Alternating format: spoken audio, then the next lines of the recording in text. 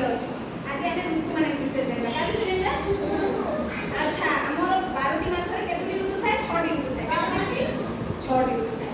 ହେଲା ସମର season, rainy season, ଅଟମ season,